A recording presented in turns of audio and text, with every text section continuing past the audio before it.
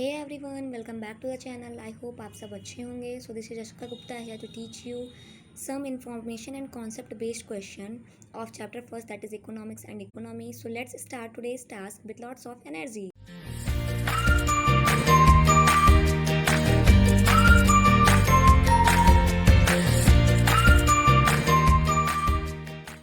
सो आज का मेरा पहला क्वेश्चन ये है, what do you mean by economising the use of resources. Economising the use of resources का क्या मतलब होता है। Economising the use of resources mean that सब resources are to be use in such manner that maximum output is realised per unit of input. इसका मतलब ये है कि पर यूनिट ऑफ इनपुट पर हमें ज़्यादा से ज़्यादा क्या आउटपुट को लेना है, मैक्सिमम आउटपुट को लेना है। इसी को हम बोलते हैं economising the usages of resource. Problem of choice क्या होता है। प्रॉब्लम ऑफ चॉइस का मतलब होता है allocating scarce resources to alternative uses.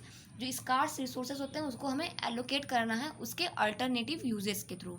Y does the problem of choice arise. Problem of choice arise क्यों होता है। ये इसलिए अराइज होता है क्योंकि हमारी रिसोर्सेज क्या होती है और लिमिटेड होती हैं, और उसकी हमारी वांट्स क्या होती हैं अनलिमिटेड होती हैं, और रिसोर्सेज के अल्टरनेटिव यूज होते हैं। जैसे कि हम कह भी सकते हैं resources are limited in relation to our wants and resources have alternative uses. What is the problem of resource allocation?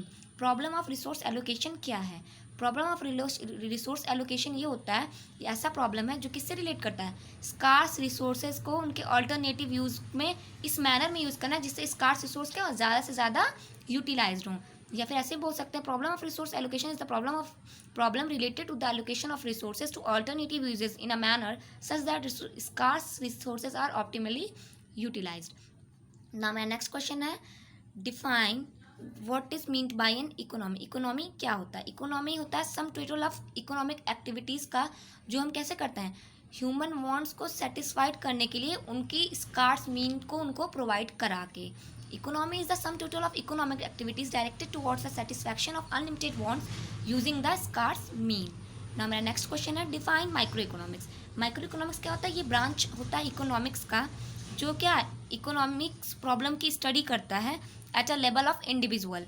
जैसे कि हम उसको कह सकते हैं as a consumer, as a producer, as a individual form, as a individual industry. या फिर हम ऐसे पढ़ सकते हैं microeconomic is the branch of economics which economics problem for which study economic problem और economic issue at the level of an individual like a consumer और a producer. अब हम पढ़ेंगे define microeconomics. Microeconomics क्या होता है। ये एक ब्रांच है इकोनॉमिक्स जो स्टडी करता है इकोनॉमिक प्रॉब्लम को एज अ होल। जैसे कि macro economic is that the branch of economic which study economic problem और economy issue at the level of economy as a whole. Give two example of micro economic studies. अब हमें क्या देना है, दो example देना माइक्रो इकोनॉमिक स्टडीज़ के। तो हमारा पहला एग्जाम्पल होता है study of consumer behaviour. Consumer behaviour का स्टडी करना जैसे consumer equilibrium and law of demand. And second one is हमारा हो गया study of cotton textile industry. Cotton textile की इंडस्ट्री की स्टडी करना। नाउ मेरा नेक्स्ट क्वेश्चन है, give two example of macroeconomic variable. Macroeconomic variables के हमें दो एग्जाम्पल देना है जैसे कि हमारा जनरल प्राइस लेवल हो गया और aggregates demand. Give two example of macroeconomics studies.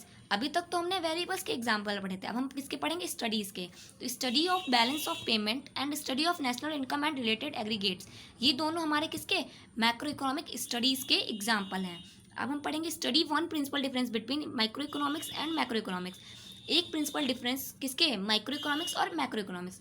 Macro economics हमारी जो इकोनॉमिक ऐसे इकोनॉमिक प्रॉब्लम को स्टडी करती है जो इंडिविजुअल लेवल पे हो, और macro economics as a whole करती है। यही मेन प्रिंसिपल डिफरेंस है किसमें माइक्रो इकोनॉमिक्स और मैक्रो इकोनॉमिक्स में। अब हम पढ़ेंगे what is meant by positive economics. Positive economics क्या होता है।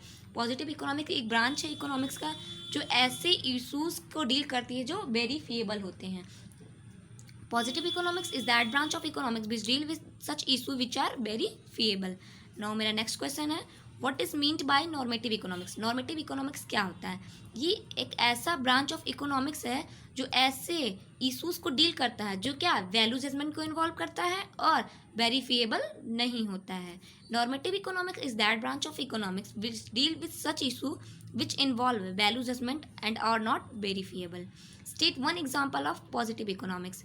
एक एग्जाम्पल हमें देना है पॉजिटिव इकोनॉमिक्स का, जैसे कि है 21% of population in India is below poverty line.